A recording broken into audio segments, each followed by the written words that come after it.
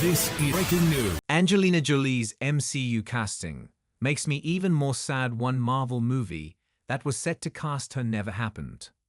I've always been a fan of Angelina Jolie, but her role in the Marvel Cinematic Universe, MCU, unfortunately appears to have gone nowhere, which makes her earlier rumored casting in a different Marvel film even more upsetting.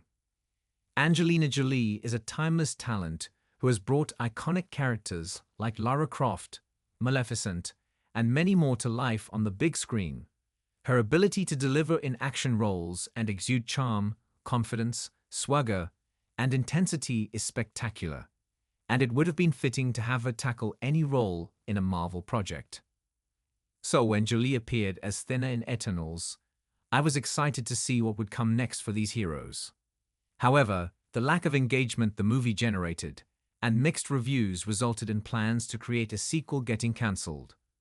But this isn't the first time that Jolie was set to star in a Marvel movie sequel, only to have it cancelled before anything could properly take off. And arguably, her other role would have been even more exciting. Don't get me wrong, I thought Jolie did a great job as Thena. The hero is complex, and with her illness causing them to turn on her allies, it made for an intriguing story. But due to the film's poor reception, it seems like the characters have been left in limbo. Thena was last seen flying off on the ship, Domo, along with Drug and Macquarie, only to have the mysterious Star Fox appear on board, played by Harry Styles.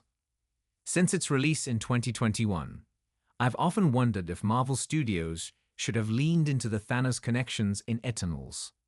While there was a post-credits mention of the Mad Titan with Harry Styles' debut as Eros, Thanos' brother, I can't help but think that somehow incorporating Thanos and his history into the movie's plot might have helped the movie's overall success, especially because the Eternals were very much unknowns to mainstream audiences.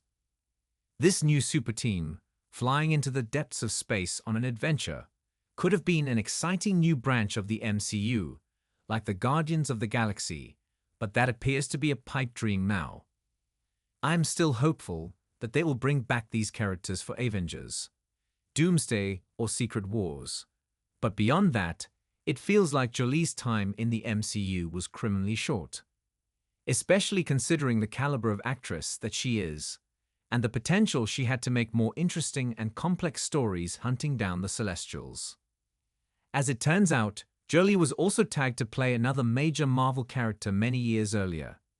According to the Direct, Jolie was put forward to possibly play an original character in Sam Raimi's unmade Spider-Man 4. Raimi had big plans for his franchise, hoping to develop them to the point where he could create a Sinister Six plot to take Tobey Maguire's Spider-Man down a peg. And as it turns out, Jolie could have been a pivotal part of this team, as Raimi planned to create an original character, the daughter of Adrian Toomes, aka Vulture, who would take over the mantle and become the Vultress. This would have certainly caused trouble for Spider-Man, and Jolie's character was set to do so both as a supervillain, as she battles against Spider-Man, and without the costume, as she hoped to purchase the Daily Bugle newspaper.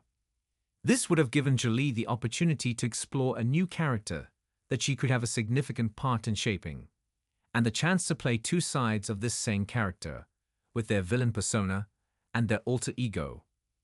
Unfortunately, Spider-Man 4 never came to be, and the studios opted to reboot the franchise with Andrew Garfield playing the lead instead. While I, like many others, was not the biggest fan of Spider-Man 3, and the odd creative departures the movie appeared to take from earlier entries, I respected Raimi's work and was hopeful for his larger creative vision. I spent years watching Tobey Maguire's Peter Parker grow and change as they embraced what it meant to have great power and great responsibility. And having Jolie arrive in the franchise would have been a huge win. In the space of only 3 years, Marvel wasted one of the best, most promising actors they had at their disposal on 2 separate occasions. Despite this, the movie was shut down, Raimi's vision for the story died, and we will never know what could have been if Jolie played the Vultress.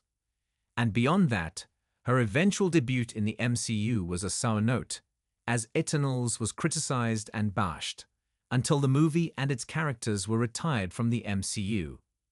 Now, Angelina Jolie's involvement in Marvel is completely in the air, and all that's left is the ruins of what could have been if things had been different.